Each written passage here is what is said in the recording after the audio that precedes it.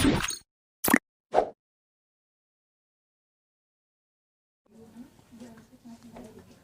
hai hai.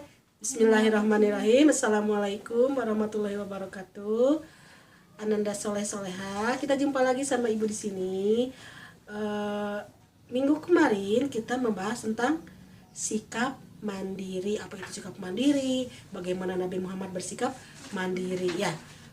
Untuk selanjutnya kita juga akan membahas masih tentang sikap mandiri Nabi Muhammad SAW.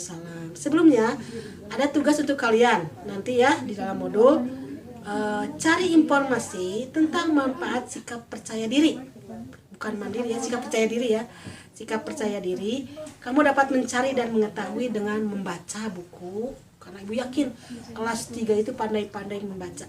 Atau juga bisa bertanya kepada orang tua, orang yang ada di sekitar kita. Misalkan nih punya kakak atau punya tetangganya yang ibu guru, kita bisa menulis, ditulisnya oleh kalian semua, minta bimbingannya kepada orang tua atau kepada orang yang lebih mengetahui. Nah, untuk selanjutnya adalah yaitu sikap mandiri Nabi Muhammad SAW. Bagaimana sikap Nabi Muhammad SAW? Ya, ibu akan menjelaskan kembali bahwa Nabi Muhammad itu ketika lahir, beliau dilahirkan dengan yatim, ditinggal oleh ayahnya. Lalu ketika usia 2 tahun ditinggal oleh ibunya dan dirawat oleh kakeknya. Ketika beliau kecil, beliau udah belajar untuk hidup mandiri. Beliau patuh kepada Allah Subhanahu wa taala, bekerja keras. Artinya sejak kecil beliau mengembalakan kambing. Bagaimana kambing itu bukan 1, 2, 3 tapi banyak. Dengan sabar, dengan disiplin, juga dengan penuh kasih sayang, beliau merawat kambing-kambing tersebut, mengembala kambing. Apalagi kalau di tanah Arab itu kan panas, tidak seperti di Indonesia yang sejuk, ada tempat untuk berteduh. Kalau di sana kan gersang. Nah, juga Nabi Muhammad itu mempunyai sikap pemaaf. Seperti kalian ketahui bahwa Nabi Muhammad itu menjadi utusan Nabi itu bukan banyak yang menyayangi, tapi banyak yang membenci, banyak yang merasa tersaingi, sehingga beliau dijuluki sebagai seorang yang seperti orang yang gila, atau bahkan ketika sedang sholat pun beliau dikasih kotoran unta oleh pamannya sendiri. Maka tapi beliau memaafkannya dan tidak pendendam.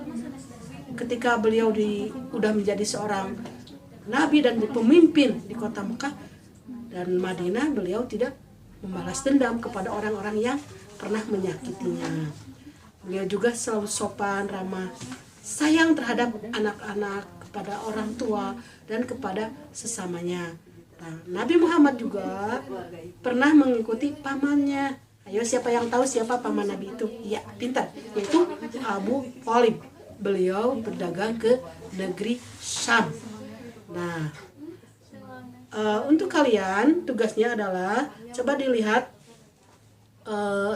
tabel di sini. Yang pertama adalah beri tanda checklist. Ibu selalu berkata kalian untuk selalu jujur, untuk selalu mengisinya dengan hati nurani, yang maksudnya tidak berbohong. Ya, nomor 1, aku berusaha bangun tidur sendiri. Ayo, siapa yang bangun tidurnya selalu dibangunkan oleh ayah atau ibunya sambil teriak-teriak, bangun, ada enggak? Atau kadang-kadang susah bangunnya. Nah, di checklist, kalau yang benar-benar mandiri bangunnya sendiri, tidak usah dibangunkan oleh ayah dan ibu, checklist ya, tapi harus jujur. Lalu nomor 2, setelah bangun tidur nih, kalian itu langsung bermain nih, misalkan udah sholat, atau membereskan tempat tidur. Ayo, siapa yang suka membereskan tempat tidurnya sendiri? Di checklist ya. Kadang-kadang, atau gak pernah sama sekali, atau selalu. Hebat kalau selalu, berarti disiplin.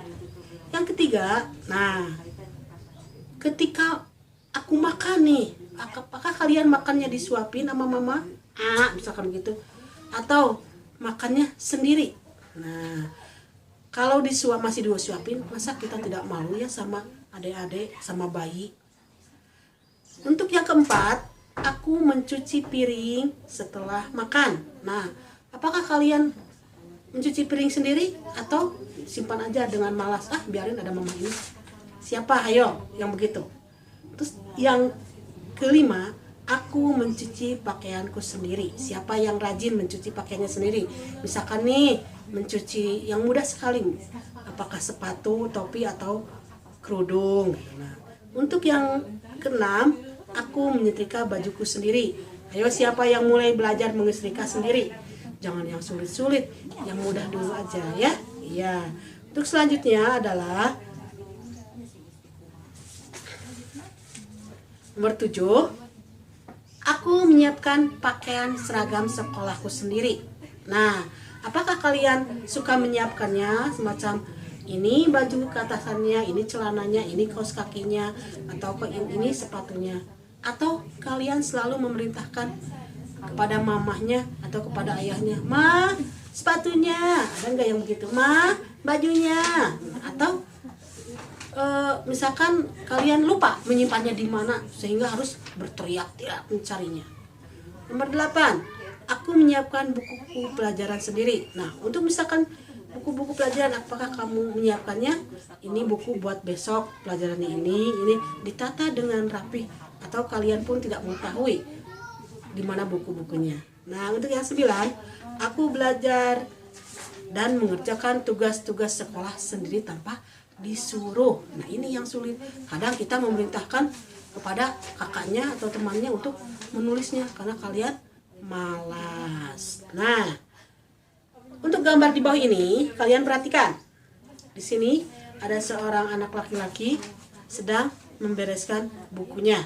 Nah, ini adalah contoh sikap mandiri lalu menjadi percaya diri. Untuk yang gambar nomor berikutnya adalah ketika ada ini seorang perempuan nih sedang mencuci piring sehabis makan. Apakah kalian melakukan ini atau enggak?